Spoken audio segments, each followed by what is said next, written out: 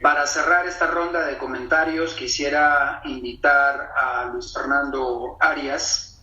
Luis Fernando es consejero mayor de la Organización Nacional Indígena de Colombia, ONIC. Luis Fernando, por favor. Te escuchamos, Luis Fernando. Hola. Te estamos escuchando, Luis Fernando. Muchas gracias, Javier. Un saludo muy especial para todos y para todas desde aquí, desde la Sierra Nevada de Santa en estos momentos. Muchas gracias por la invitación a este foro. Me he encontrado viajando, pero bueno, desde acá vamos a compartir nuestro lo primero que quisiéramos mencionar sobre este documento que se ha lanzado el día de hoy, que en primer lugar quisiera resaltar este trabajo académico, técnico y también con una perspectiva política realmente muy importante, muy conveniente, y sobre todo en este contexto y en esta coyuntura que atraviesa nuestra región.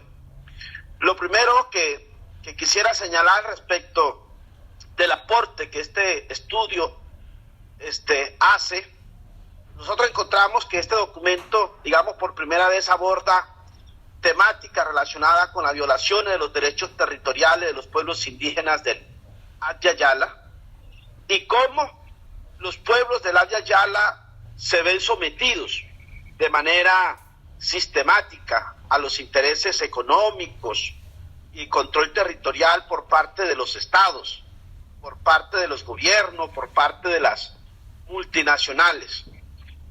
Y sobre todo, digamos, en clave de lo que nosotros hemos denominado un proceso de neocolonización o una nueva lógica colonizadora y depredadora de los países más industrializados sobre aquellos que consideren sus satélites, digamos, aquí en la región. En ese sentido, este documento ha abierto el camino, si se quiere, para profundizar a nivel nacional, a nivel regional, a nivel del continente, ¿cierto? El estudio sobre los fenómenos económicos y los intereses territoriales que hoy en día afectan a los pueblos indígenas y que de alguna manera se contraponen a los derechos y las reivindicaciones alcanzadas por los pueblos indígenas durante las últimas 5 décadas, por hablar quizás de algún tiempo. Asimismo, observamos este estudio evidencia con cifras, con mapas, con gráficas, es un documento bastante nutrido, producto pues de la gestión y producción de información propia y académico. Además, a nosotros nos gusta por un trabajo que estamos haciendo hoy en Colombia con el tema del sistema de monitoreo territorial, con el que estamos haciéndole seguimiento a la situación de la pandemia en los pueblos indígenas. En fin, muestra una cruda realidad que siempre hemos conocido y sentido en carne propia, pero que hasta ahora no habíamos podido expresar en términos geoestadísticos de la sociedad mayoritaria. Permítame utilizar ese término. Y es que existe una correlación directa entre los intereses por el control territorial de nuestras tierras y territorios con la violación de los derechos humanos, políticos, económicos, socioculturales de las comunidades y ambientales de nuestra madre tierra. Ahora, frente a la importancia que este documento y sobre todo en este contexto actual en el que estamos, digamos, nos aporta en el contexto actual. Y claramente este documento plantea, sobre todo en el acápite sobre el buen vivir y el reconocimiento a los pueblos sobre la mitigación del cambio climático, 2 elementos centrales que yo quisiera subrayar. El primero, que propende a la armonización de este concepto, que recoge sin dejar, digamos, a interpretaciones, el sentir de las búsquedas respecto de un mejor estado o bienestar que persiguen los pueblos indígenas y que es producto de su capacidad de reflexión, de su capacidad, de su sabiduría y forma de relacionarse con la naturaleza misma. Ese concepto de sintetizar nuestra búsqueda de la autonomía, de estar bien, del vivir bien, del summa causai, como dicen nuestros hermanos en el Ecuador, de vivir en paz, como ha sido nuestra lucha aquí en Colombia, y de alguna manera de vivir armónicamente con el territorio, la naturaleza y nuestras culturas. Y el segundo elemento que quisiera destacar, que nos impone el reto, no solo de poder repensar los objetivos del milenio o los objetivos de desarrollo sostenible, porque primero se nos habló de los objetivos del milenio, luego de los objetivos de desarrollo sostenible, y de alguna manera se han venido implementando modelos sin un enfoque intercultural, sin un enfoque diferencial, ¿cierto? Y de alguna manera, a la luz de los objetivos del milenio, a la luz de nuestra sabiduría ancestral, construir indicadores que logren acercarse de manera más integral, de manera más holística a nuestro pensamiento, sino que se hace necesario políticas que incorporen aquellas buenas prácticas y de relacionamiento con la naturaleza propia de los pueblos, que hoy científicamente nos demuestran, por ejemplo, que las tasas de deforestación se ven drásticamente disminuidas cuando las tierras son restituidas a los pueblos originarios, debido a su entendimiento que el territorio es un organismo vivo, del cual somos partes. Finalmente quisiera destacar algunos, dentro de los hallazgos que hace este estudio, algunos elementos importantes en este tiempo que me queda.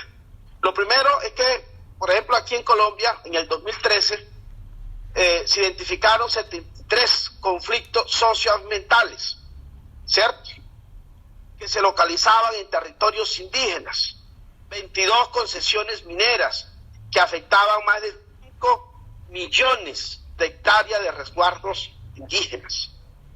Existe una superposición espacial notable entre las tierras tradicionales de los pueblos indígenas y las zonas donde se mantienen los niveles más altos de diversidad biológica. Los territorios indígenas tradicionales, que abarcan alrededor del 22% de la superficie terrestre, coinciden con áreas en las que se encuentran el 80% de la diversidad biológica mundial. Se estima que el 50% de las zonas protegidas del mundo se han establecido en tierras ocupadas y utilizadas tradicionalmente por los pueblos indígenas. Y esa proporción es aún más elevada en América. Y en el caso de Colombia, al menos 26 de los 58 parques nacionales se sobreponen con las tierras y los territorios de los pueblos indígenas. Por ejemplo, aquí en la Sierra Nevada de Santa Marta, donde yo me encuentro, está el parque de la Sierra Nevada de Santa Marta, que se superpone con los resguardos indígenas que están acá en este territorio.